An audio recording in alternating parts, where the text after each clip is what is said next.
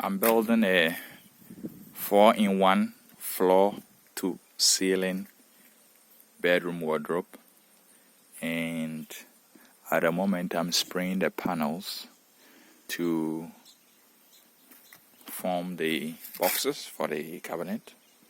I have over 60 separate panels that I have to spray, so at the moment I've sprayed through most of them, and I'm using lacquer using the R500 spray gun.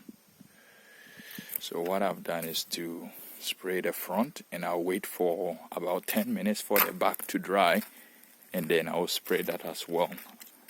So it's pretty much done with the spraying. So these will be the top side